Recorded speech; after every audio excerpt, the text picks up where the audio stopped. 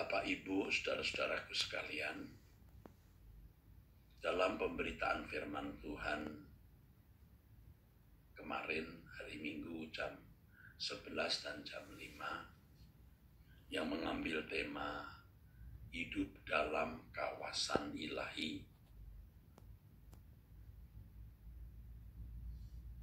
saya menunjukkan dua sisi, dua aspek dari realitas hidup.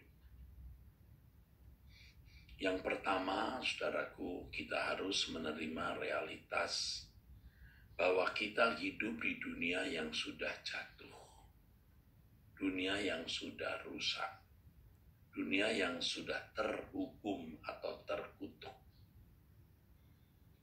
Jangan berharap kita tidak mengalami apa yang dialami oleh manusia lain. Kita harus berpikir realistis dan menerima kenyataan. Kita juga mengalami hal-hal yang juga dialami oleh orang-orang di luar orang percaya. Dan itu, saudaraku, merupakan bagian yang tidak terpisahkan dari hidup manusia, termasuk hidup kita. Jadi jangan memandang itu sebagai hal yang sial, bencana, kutuk, atau hukuman. Sebab ada realitas kedua bahwa Allah hadir di dalam hidup kita. Ada Allah yang hidup, Allah yang hadir di dalam hidup kita. Dalam hidup manusia secara umum, menjaga tatanan dan memelihara kehidupan, dan dalam hidup kita secara khusus, yang mengemas semua peristiwa yang terjadi, termasuk kesulitan dan penderitaan yang kita alami, kesulitan yang kita alami seperti yang dialami manusia lain, yang melaluinya Bapa mempersiapkan kita untuk menjadi anggota keluarga kerajaan. Oleh sebab itu, saudaraku,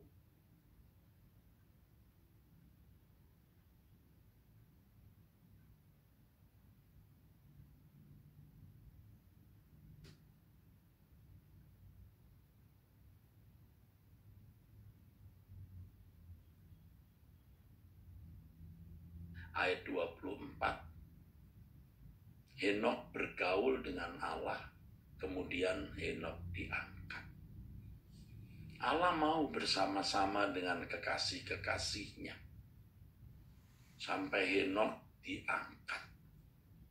diangkat hidup-hidup.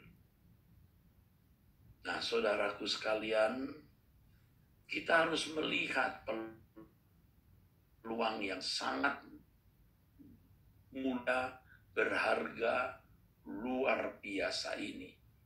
Bergaul dengan Allah. Bisa bergaul dengan Allah, saudaraku. Nah, saudaraku sekalian, tentu saja ini bukan sesuatu yang mudah dan harganya tidak murah. Sebab kita berurusan dengan Allah yang maha agung, Allah yang maha tinggi, Allah yang maha mulia. Harganya itu seluruh kehidupan kita, saudara. Saya mau jujur mengatakan bahwa selama bertahun-tahun saya belum membayar sepenuhnya. Sehingga saya belum berjalan dengan Allah secara ideal atau sebagaimana mestinya. Memang bukan orang bobrok rusak yang tidak ada. Tetap mestinya kita bisa mencapai hikmat mulia ini berjalan dengan Allah. Saudaraku sekalian, jangan sampai kesempatan yang berharga ini berlalu dan kita meninggal dunia tanpa memiliki hidup yang bergaul, berjalan bersama dengan Allah. Harganya segenap hidup. Nah, kalau bicara begini, kadang orang menjadi takut. Tetapi kalau kita mencoba dan terus belajar, maka bukan sesuatu yang sulit. Segenap hidup. Dan kalau kita berani belajar dan melangkah, akhirnya akan menjadi kesukaan. Ya, saya memang belum sempurna, saudaraku sekalian. Memang saya belum sempurna. Tetapi saya tahu kebenaran ini. Dan saya belajar untuk melakukannya. Bersama dengan saudara. Harganya jangan memiliki kesenangan. Kecuali Tuhan sebagai kesenangan kita. Kalau kita memiliki kesenangan-kesenangan tertentu, hendaknya kesenangan-kesenangan itu juga bisa dinikmati oleh Allah.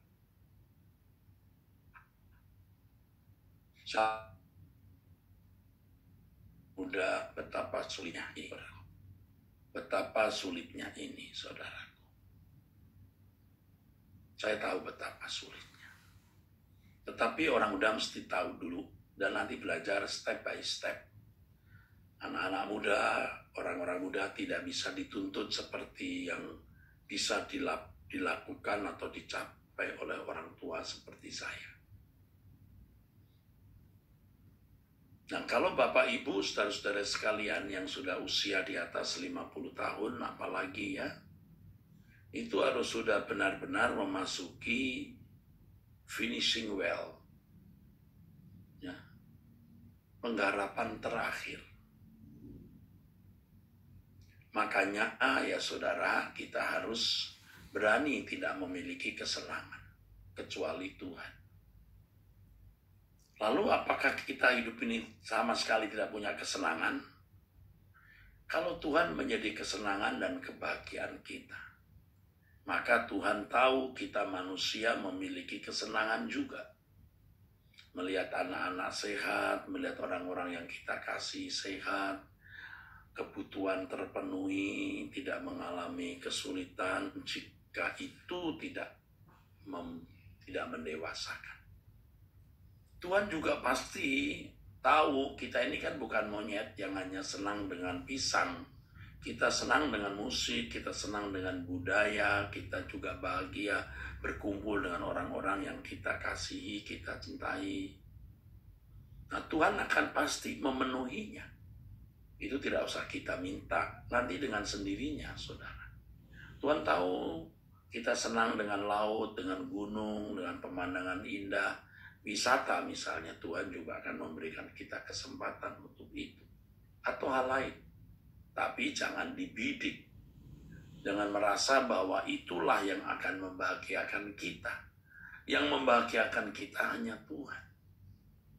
Sehingga kita bisa berkata, Tuhan, kalaupun aku tidak pergi wisata ke sana, ya tidak apa-apa. No problem. Kalaupun aku tidak punya barang ini, ya tidak apa-apa. Pokoknya bagaimana hidupku menyenangkan Engkau ya Tuhan. Aduh saudara, berjalan dengan Tuhan itu indah. Ya, aduh indah sekali saudara.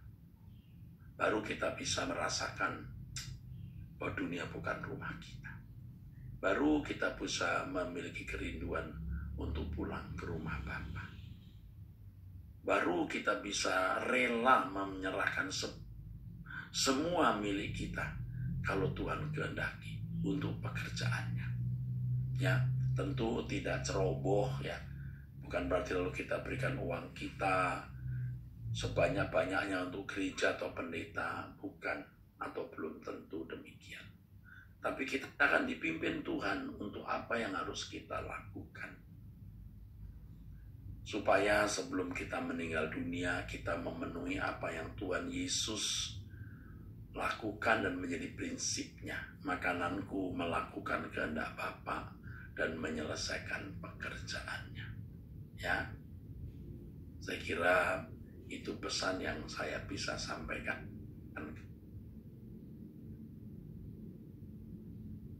Dan akhirnya dengan lupa saudara, khusus kaum ibu, Nanti jam 2 ada wanita surgawi. Dan jangan lupa besok pagi kita bangun dan berdoa lagi ya. Ku rindu selalu mendengar suara Tuhan. Roh Kudus berikan hati peka.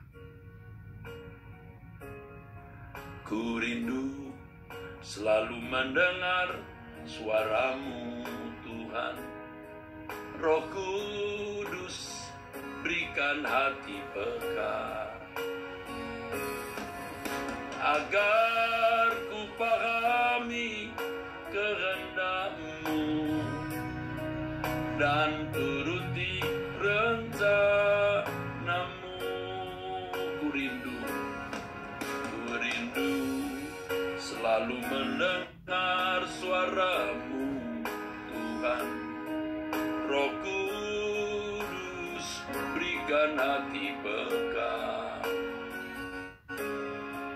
agar ku pahami kehendak-Mu dan turuti rencana-Mu. Aku sebagai tanah liat, Engkau penjunanku, ya Tuhan. Ku rela Kau bentuk, lembutkan hatiku ini selembut